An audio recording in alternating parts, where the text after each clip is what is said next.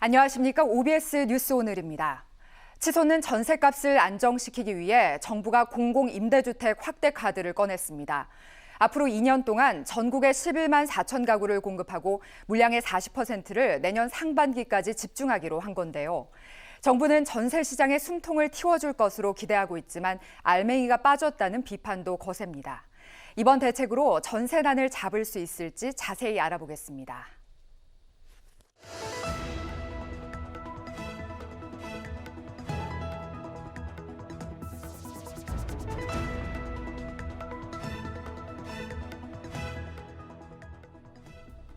오늘 도움 말씀 주실 윤석천 경제평론가 그리고 최양호 현대경제연구원 고문과 이야기 나누겠습니다. 자, 정부가 내놓은 전세 대책을 두고 이 여야뿐 아니라 국민들 의견도 현재 엇갈리고 있습니다. 먼저 두 분은 이번 전세 대책을 과연 어떻게 평가를 하고 계신지 먼저 윤석천 평론가님께 여쭤보겠습니다.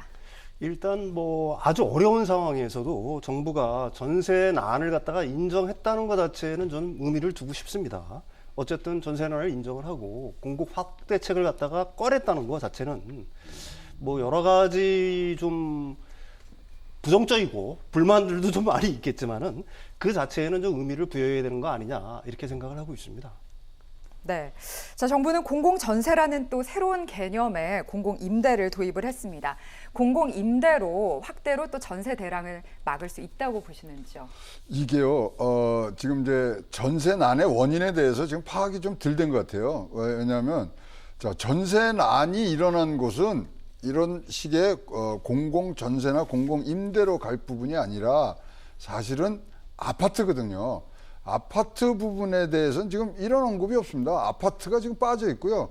그다음에 이제 또 상가나 호텔을 개조해서 한다는 것은 1인 가족을 중심으로 가구를 중심으로 하는 건데 지금 전세난의 이 가장 중요한 이 세대는 사실 3인 내지 4인 가구거든요. 그다음에 4에서 8분위의 소득을 가지신 분들인데 거기에 대한 대책이 하나도 없습니다. 전세 시장 굉장히 간단한 시장입니다. 일단 가수요가 없고요. 버블도 없습니다. 이 전세 시장에는.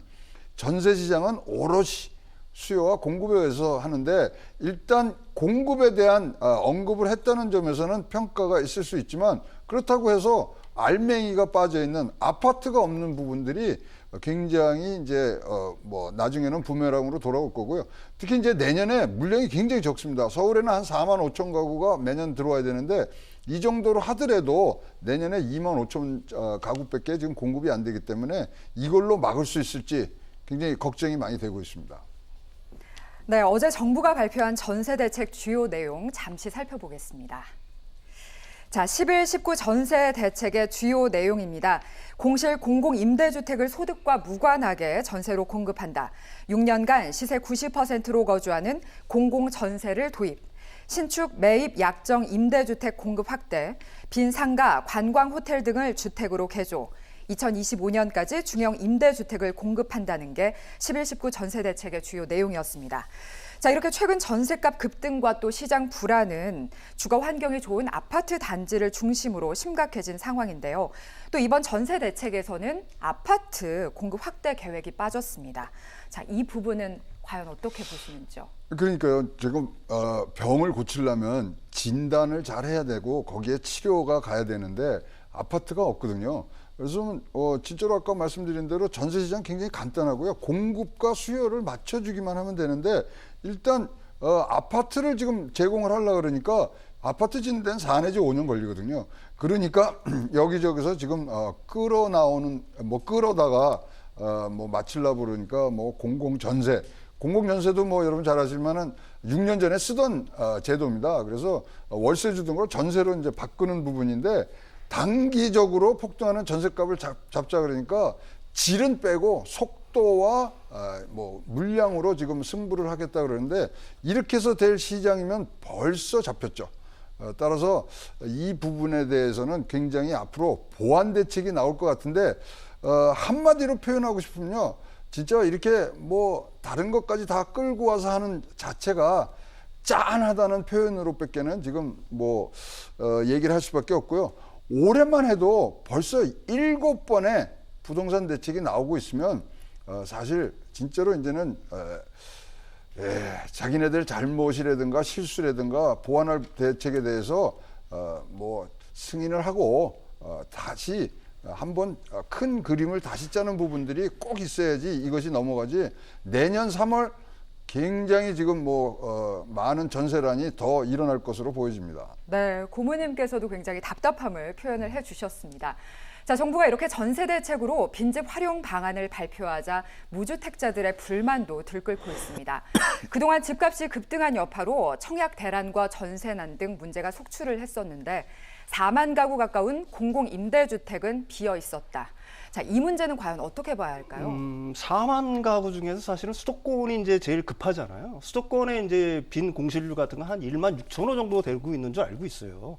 근데 이제 거기에 그렇게 왜 이렇게 공실이 많냐, 아니면 비어 있냐라는 걸 따져보면은 몇 가지 원인이 있습니다. 일단은 뭐 들어갈 때 소득 기준이 좀 엄격한 측면이 있죠. 그러니까 뭐 영구 임대라든지 매입 임대 같은 경우에는 도시근로자 소득이 뭐 한 50%, 신혼부부들이 이제 주로 이제 들어가려고 하는 행복주택 같은 경우에는 도시근로자 가구의 한 100% 정도가 되니까요. 그게 이제 첫 번째 이유일 것 같고요. 두 번째 이유는 아무래도 그게 아파트를 선호하지 않습니까? 계속해서 얘기하는 거지만 아파트를 선호하는데 그게 이제 다세대 주택이라든지 뭐 기타 뭐 이런 쪽으로 많이 치우친 측면이 있어요. 네. 그러니까 입지라든지 주거 환경 측면에서 사실은 거길 들어가려고 하는 사람들이 좀 꺼려하는 측면이 있기 때문에 이게 아직 비어 있다라고 얘기할 수가 있는 거고요. 지금 이제 아파트에 대한 대책들이 계속해서 빠져 있다는 어떤 비판 여론이 굉장히 있는데 사실은 빠져 있는 건 아니죠. 향후 5년 동안 한 6만 한 3천 호 정도를 공급하겠다고 얘기하고 있는 겁니다. 질 좋은 임대주택을 아파트 위주로 한 6만 3천 호를 갖다가 공급하겠다고 하는 건데 사실은 아파트를 갖다가 어느 날 갑자기 이렇게 뚝딱 져가지고 이걸 만들 수 있는 건 아니지 않습니까? 네. 그런 측면에서 이제 정부의 뭐 곤혹스러움이라든지 어려움은 분명히 있다라고 얘기할 수가 있는 거고요. 이 아파트, 그러니까 중산층들이 좋아하는 주거 환경이 좋은 아파트, 질 높은 아파트 같은 경우들은 사실은 뭐 장기적인 관점에서 접근할 수밖에 없는 거고요. 이번 대책에 빠져 있다라고 얘기할 수는 없는 건데 네. 어쨌든 이제 다시 원론으로 돌아와가지고 공실률이 뭐 수도권 지역에 한 1만 6천 호 정도 있다는 거는 뭐 정책의 실패다라고는 얘기할 수가 있겠죠. 그게 뭐 입지가 나쁘든 아니면 주거 환경이 나쁘든 아니면 뭐 소득 기준을 엄격하게 했든지 간에 그런 어떤 비판에서는 자유로울 수 없을 것 같습니다. 네. 예. 자, 이번 대책에는 상가와 오피스텔, 숙박시설을 리모델링해서 공급하는 방안도 들어가 있는데 이에 대해서 여야의 반응이 상당히 엇갈리고 있습니다. 국민의힘은 호텔 난민 전략이라고 비판했지만 민주당은 실수요 충족이라고 설명을 했는데요. 자, 호텔 전세를 둘러싼 논란 두 분의 의견도 궁금합니다. 먼저 윤 평론가님께서 말씀해 주시죠. 사실 뭐 호텔을 갖다가 그러니까 비주거 건물이죠. 이걸 갖다 중어용으로 바꾸는 거는 뭐 상가나 오피스텔이든지 호텔 등이 있는데 호텔이 차지하는 분량은 전체 이제 이번 어떤 대책 중에서 공급 대책 중에서 한 2에서 3% 정도밖에 안 돼요. 네. 근데 이게 왜 와글와글 시끄럽냐면은 사실 국내에서 한국에서도 이미 하고 있는 정책이고요. 뭐 해외에서도 이미 많이 하고 있는 정책들입니다. 근데 한국에서는 이게 약간 실패한 측면이 있어요. 왜 실패했냐면은 이게 공공지원 민간 임대 방식으로 공급이 됐어요. 따라서 청년층들 같은 경우에는 고시원 사는 것보다 호텔에 들어가서 사는 게 훨씬 낫겠죠. 네. 또 직주 근접성도 있고요. 근데 이게 왜 실패했냐면은 비싸요. 비싸니까 사실은 들어가 살고 싶어도 못 살기 때문에 이게 인기가 없는 겁니다. 그래서 정부에서 이걸 어떻게 바꾸겠다라고 얘기하는 거냐면은 정부에서 직매입을 해가지고 공급을 하겠다고 하는 거거든요. 좀 싼 가격으로 공급을 하겠다고 하는 거거든요. 네. 사실 뭐 1, 2인 가구가 폭발적으로 늘고 있지 않습니까? 이분들에 대한 대책도 필요한 거고요. 또 서울만 하더라도 사실은 이 지금 고시원 같은 데 살고 있는 분들이 한 15만 명에서 16만 명 정도가 돼요. 이분들도 분명히 어디 조금이라도 좋은 데서 살 수 있는 어떤 권리? 뭐 이런 그 주거의 행복 주거권이 얼마든지 있는 거 아니겠습니까? 이분들에 대한 대책도 여기에 포함된 거지. 이걸 갖다가 일반화 시켜가지고 3, 4인 가구가 호텔을 거기 들어가서 어떻게 사냐라고 얘기를 하게 되면은 사실은 그건 비판을 위한 비판밖에 안 된다고 저는 봅니다. 네. 예. 어떠신가요? 네.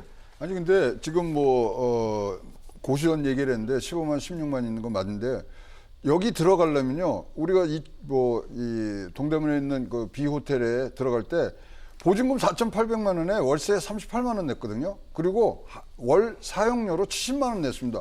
거기 그 정도 재력이 있는 분들이 이거 뭐 고시원에 왜 살았겠어요? 이 부분들도 굉장히 지금 진짜로 남들이 하니까 굉장히 좋다 그러는데 여기 입주한 사람의 이제 당첨자가 207명이 나오는데 180명이 계약을 해지합니다. 너무 비싸기 때문에 등등의 지금 전혀 그림을 원인을 지금 파악을 못한 채 1인 가구 위주로 갔는데 여기 이렇다면은 진짜로 제일 중요한 전세난이라는 원인이 3, 4인 가족에서 아파트가 부족한 부분들이고요. 자, 7월 그러니까 임대차 3법이 개정되기 전하고 지금하고 하면요. 지금 오르는 속도가 7배가 지난 3달 동안 더 높습니다. 그렇다면 원인이 뭐냐면 임대차 3법이거든요. 그래서 이번에 시장에서는 부동산 대책 얘기한다 그랬을 때 임대차 3법에 대해서 좀 조정안이 나오겠다 그랬는데 잘 된다는 거예요. 어디가 잘 됩니까? 지금 전세 상승률이 지금 7배가 높은 그런 상황까지 있는데 따라서 이 부분 지금 급하게 내년 지금 3월 달에 전세 대란이 있습니다. 분명히 있습니다. 왜냐하면 물량이 작년보다 반밖에 지금 공급이 안 됩니다. 그래서 지금 속도전으로 가기 위해서 하는데 아니 이렇게 하면은요 진짜로 이거는 경실련에서도 오늘 발표를 했지만 이거는 호텔 사업을 하시는 재벌 쪽에 이거 특혜 주는 거 아니냐는 말까지 나올 수밖에 없습니다. 이러한 호텔을 이용한다든가 상가를 이용한다는 이 부분들은 분명히 그 업계에 있는 사람이 자구책으로 하는 거지 우리나라처럼 부동산 대책이 중요한 나라에서 기본 대책으로 낼 사항이 아니고요. 상가 같은 경우도 지금 공실률이 7에서 8%입니다. 그러면 거기를 다 개조하려고 그러면 나머지 90%의 입주자들 다 동의를 받아야 돼요.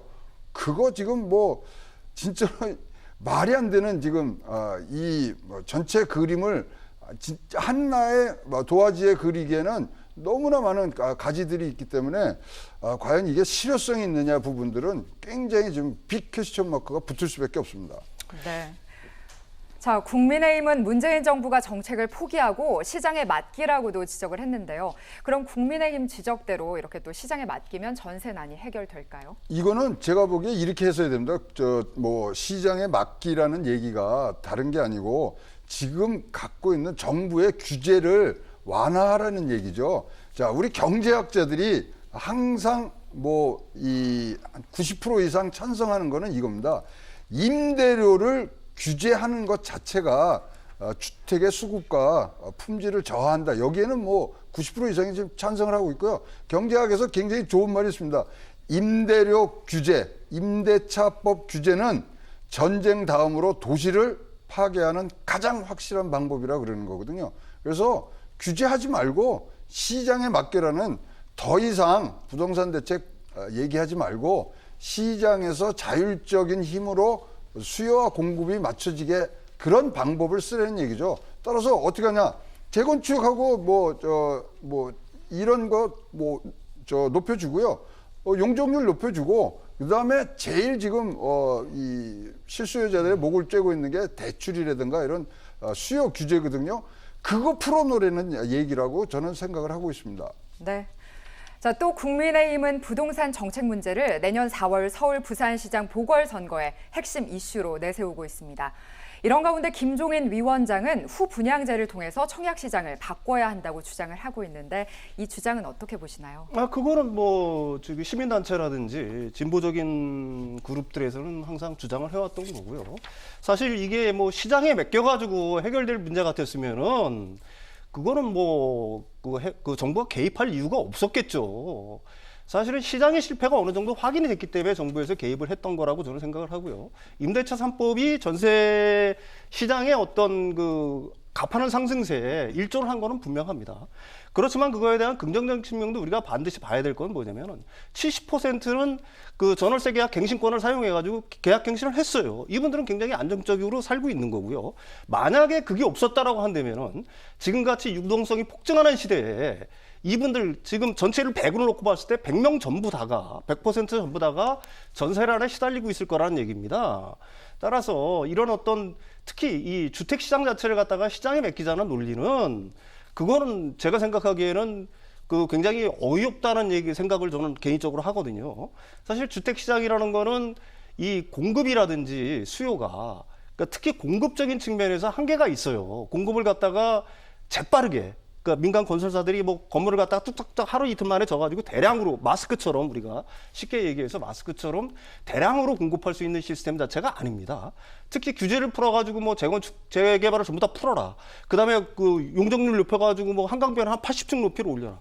그럼 그게 첫 번째로는 이제 교통 문제가 있을 거고요. 두 번째는 뭐 도시 환경이라든지 뭐 이런 거는 차치를 하고서라도 그럼 그 개발 이익이 전부 다 어디로 갈 거냐 하는 얘기입니다.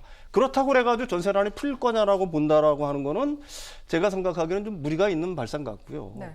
사실은 지금 이렇게 전세 시장이 어려운 거는 아까도 서두에서 말씀드렸듯이 전세차, 아까 임대차 3법의 영향, 그것도 영향이 있다는 거는 갖다가 부정할 수는 없지만은 그 근저에는 사실은 넘쳐나는 유동성, 자금이 너무 풍부하다라는 것들이 제가 생각하기에는 가장 큰 요인이 된 거라고 봅니다. 네. 정부가 전세 대책을 발표하던 어제 공교롭게도 전국 아파트 매매 가격이 8년 만에 최고치로 상승했다는 결과가 나왔습니다. 19일 한국감정원이 발표한 전국 주간 아파트 가격 동향 자료에 따르면 이달 16일 기준 전국 아파트 매매 가격은 0.25% 올랐습니다.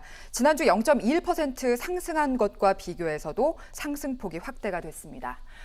자, 부동산 시장에서는 새 임대차법 시행 이후에 서울을 비롯한 수도권의 전세 품귀로 전세값이 크게 뛰면서 전세 수요 일부가 주택 매수로 돌아서면서 집값을 밀어 올린 것으로 분석을 하고 있습니다.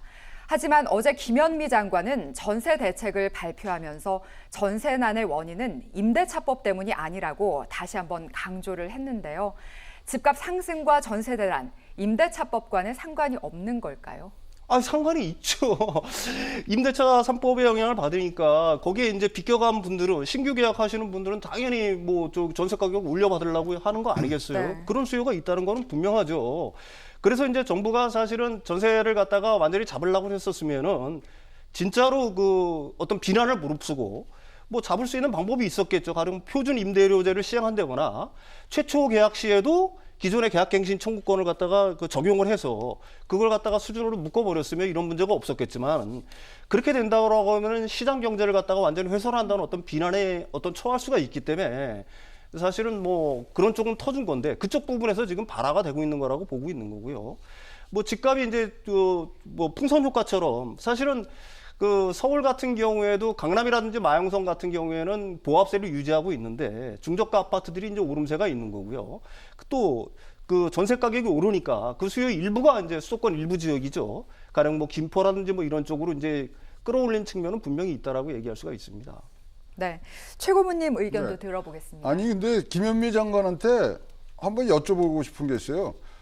집값 안 올랐다고 주장하시는 분이거든요.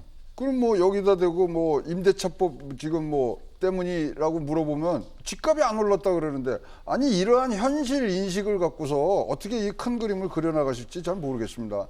임대차법입니다. 보세요. 7월 전하고 7월 후하고는 7배 차이가 나는 거거든요. 임대차법을 어떻게 규정하느냐. 자, 임대차법 좋은 점도 있습니다. 근데 순서가 틀렸거든요. 지금 이제 임대차 2법은 지금 시행이 되고 있어요. 계약갱신권하고 상한제하고. 근데 제일 먼저 했던 거는 임대차에 대해서 우리가 그걸 등록하는 부분들이 먼저 나와서 거기서 데이터가 나온 거를 갖고 전세를 어떤 식으로든지 잘 조정을 해야 되는 부분이지, 그것이 거꾸로 돼 있는데 지금 하려고 그러니까 도대체 데이터가 있어야지 뭘 하죠. 이 등등의 여러 가지 지금 문제가 있고, 다시 한번 말씀드리는데 전세는요 가수요가 없는 데입니다. 그래서 값이 오르는 건 자체는 공급이 부족한 거 딱 하나거든요. 그럼 공급을 늘려야 되는데 공급 늘리는 방법이 뭡니까? 지금 1인 가족으로만 가고 있다는 거 아닙니까? 지금 현재 우리 수도권은 지금 이 주택 보급률이 한 95% 돼요. 근데 항상 우리가 잘 가격을 조정해서는 105% 정도를 갖고 있고요. 그 중에 지금 48%가 자가입니다. 그러면 현재 한 60% 이상이 지금 전세 살고 계시는 부분들이거든요. 그럼 거기에 맞는 전세 대책을 써야지, 뭐 이런 식으로 인식부터가 틀린 부분에서는 임대차법이 아니라 그러는데, 자, 그 사이에 인구가 늘었습니까? 뭐 금리가 올랐습니까? 단순하게 7월과 7월 이전과 이후를 봤을 때 임대차법 딱 하나입니다. 네. 자, 정부 발표와 시장 상황 간 또 괴리가 느껴지기도 하는데 이런 가운데 정부가 결국 경기 김포와 부산 해운대 등을 조정 대상 지역으로 지정을 했습니다. 이제 관심사는 규제 효과인데 이들 지역들 집값이 과연 떨어질까요? 이거는 뭐 말씀드린 대로 다시 한번 시장에 맡기라는 것은 공급의 부분이고요. 공급을 늘릴 수 있는 방법이 이렇게 뭐 다른 것들을 땡겨와서 하는 게 아니라 민간업자들이 재건축, 재개발 늘리면 되고요. 아니 서울 전역에요. 지금 재개발, 재건축만 다 늘려도 28만 가구가 지금 바로 들어옵니다. 서울에는 7만 가구가 1년에 들어와야 되는데 그거의 4배가 되는 부분들이 있고요. 뭐 여러 가지 지금 이유가 있습니다만은 일단 집값을 잡는 게 중요한 게 아니고요. 안정적인 공급을 마친 다음에 그다음에 집값에 대한 부분들이 꼭 있어야 될 거고요. 지금 현재 저희 경제 뭐 하는 분들이 가장 걱정하는 건요. 너무나 경기 부양책으로 돈이 많이 풀리는 유동성이 있는데 이러면 2, 3년 내에 인플레이션 옵니다. 인플레이션은 인플레이션이라 쓰지만 어떻게 읽냐면 자산 버블이거든요. 그때 집값 떨어질 때는 어떻게 하시겠어요? 할 일이 굉장히 많으신 걸로 알고 있습니다. 네. 또 일부 지역은 단기간에 폭등한 것을 고려해서 더 강력한 투기 과열지구로 지정했어야 한다. 이런 지적도 나오는데 동의하시나요? 사실은 이걸 갖다가 정부가 임의로 나중에 오를 거를 생각을 해가지고 미리 지정할 수가 없어요. 현재 법률상으로는. 네. 사실은 물가의 몇 %, 거기에 뭐 청약 경쟁률이라든지 뭐 이런 등등을 따져가지고 조정을 하는 거거든요. 따라서 이 부분에 대한 저는 개인적으로 이렇게 생각합니다. 그 부분을 갖다가 좀 하향 조정을 해서 법률적으로 좀 완화시킬 필요가 있다, 좀 강화시킬 필요가 있다라고 생각을 하는 거예요. 미리 그런 대상 지역을 갖다가 어떤 정량적인 어떤 인플레이션의 몇 배 뭐 이런 지역으로 했을 때 투기 과열 지구라든지 뭐 조정 대상 지역으로 지정할 게 아니라 그 이전에 선제적으로 지정할 수 있는 어떤 길을 미리 만들어 놔야지 이런 풍선 효과 자체들도 좀 어느 정도는 막을 수 있지 않느냐. 특히 뭐 김포는 그렇다고 그러지만 뭐 부산이라든지 대구라든지 이렇게 올라가는 거는 투기적 가수요가 있다라고밖에는 얘기할 수가 없는 거거든요. 그러니까 이런 부분들에 대해서는 정부가 사실은 현재 이제 뭐 지구 지정을 할 때 지역을 뭐 투기 과열 지구라든지 뭐 조정 대상 지역을 지정을 할 때 어떤 정량적 요건들이 있는데 이 부분을 좀 강화시켜서 선제적인 조치들도 좀 할 수 있게끔 좀 강화시켜야 될 필요가 있다고 봅니다. 네, 어제 대책에 대해서 한계와 또 답답함이 살짝은 느껴진다라는 말씀이셨는데 그렇다면 과연 실효성을 높이기 위해서는 어떤 것들이 필요할지